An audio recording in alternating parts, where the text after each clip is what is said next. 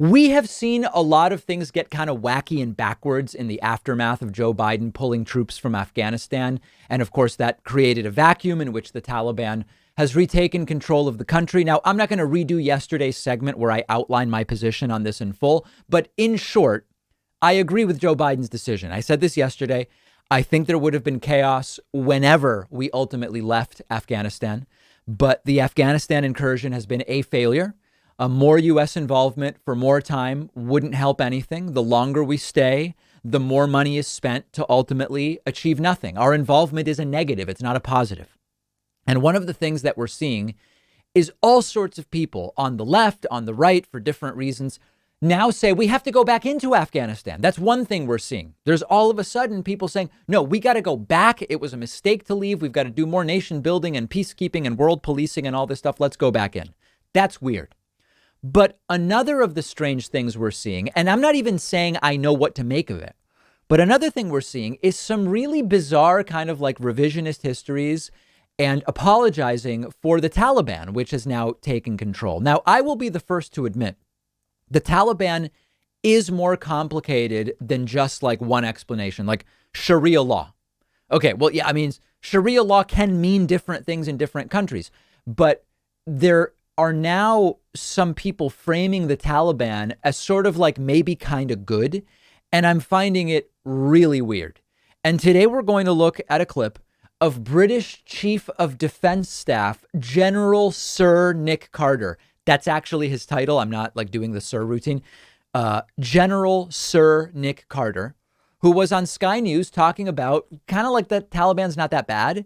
And so let's just get into it. Check out the words he uses and how he describes the Taliban. Now, Carter was in Afghanistan in 2004, commanding British troops there, had additional deployments to Afghanistan. And remember, the Taliban is a radical group considered a terrorist group by multiple governments, including Canada, Turkey, and others. The U.S. has never recognized the Taliban government, although I don't believe the U.S. considers the Taliban a terrorist group.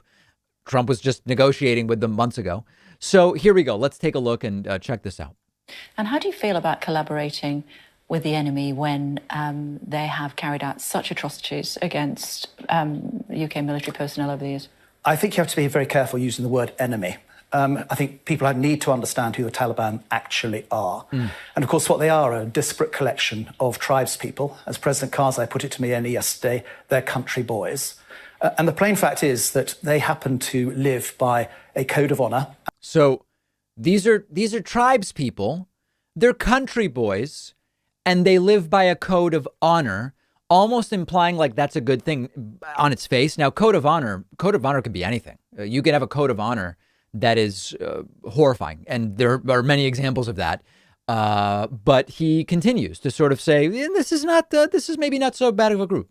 Standard, which has been their standard for many, many years. It's called Pashtun Wali. It has honor at the heart of what they do. They are bound together by a common purpose, which is they don't like corrupt governance. They don't like governance that is self-serving. And they want an Afghanistan that is inclusive for all. Wow. I mean, that's sounding pretty good, right? I mean, it's all about honor. These are country boys. They're very much against corruption. Well, corruption's bad, so being against corruption must be good. And they're for inclusion. I mean, that's all pretty good stuff, right? Now, while in power in Afghanistan, when you look at the history, the Taliban became notorious for their misogyny and their violence against women, period, forcing full burqa wearing at all times, systematic gender segregation, women not allowed to work, women not allowed to be educated past age 8, only allowed to go to a male doctor if they have a male chaperone to take them, public floggings and executions for women for violating Taliban law, occasionally forcing into child marriage, and on and on and on. So maybe he's saying it would be different now or something, but we don't actually have reason to think that that's the case. So let's continue here. So I think rather than talking Except about women. What? Except women.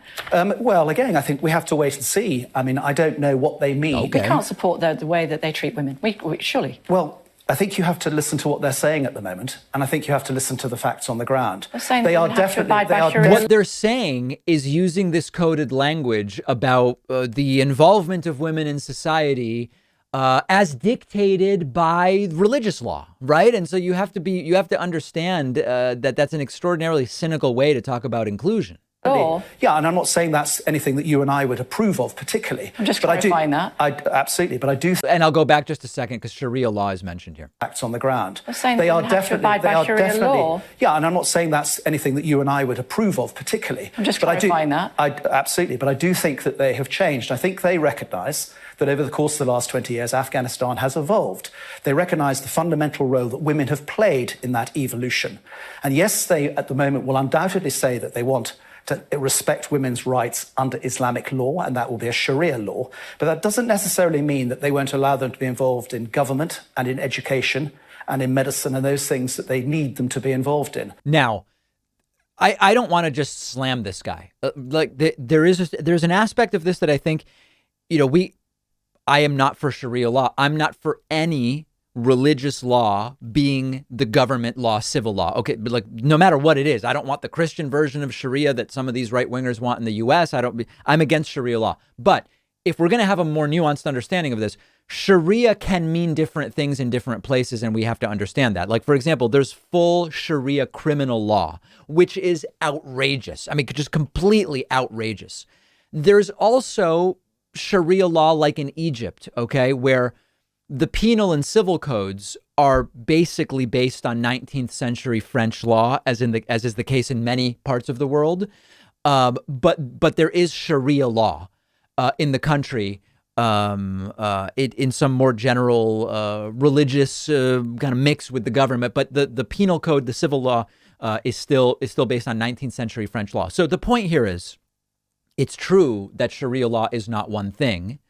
But there's no reason to think, based on the history of the Taliban, that they would go in the direction of Egypt. Historically, the Taliban has gone more in the direction of full Sharia criminal law. Let's look just the last few seconds of this clip. So I think we have to be patient. We have to give them the space to show how they are going to step up to the plate.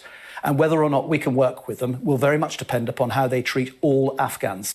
Okay, so it's sort of just like a weird soft apologetics for the Taliban. And this is just one example. And to be clear, I'm not saying the Taliban's bad, so we got to send troops in. No, I'm glad the troops are coming out, even though some now went back in. We talked about that yesterday. But some of the weird apologetics that we're seeing for the Taliban, absent any reason to think that the Taliban has really changed, I just find bizarre. So I want to hear from you about this. We're going to have more coverage of this story on the David Pakman Show Instagram, which you can find at David Pakman Show. While you're there, you can also follow me on Instagram at david.pakman. If you ever feel like you just don't have enough time to read all the books you want to read, you have to check out one of my favorite apps called Blinkist. Blinkist takes thousands of popular nonfiction books and distills each one down into an ebook or audiobook that you can get through in just 15 minutes, where you're getting all the key takeaways from the book. Just imagine how you'll be able to expand your horizons and knowledge by being able to soak up all of the important insights from 10 different books in an afternoon. Obviously, it's perfect for exposing yourself to a new book you otherwise wouldn't have time for, or you can use it to revisit a book you've already read, or use it to preview a book before you buy the full version and read it. I recently read A Brief History of Time, of course, by the great Stephen Hawking. This is a book that I have been aware of for so long, and other things got in the way, and it was fantastic to check it out on Blinkist. Blinkist has books on politics, philosophy, science. They have 27 different nonfiction categories, and a subscription is only about $8 a month, and you get the entire library. But you can try it totally free and get 25% off a subscription when you go to Blinkist.com/Pakman. I've put the link right underneath this video.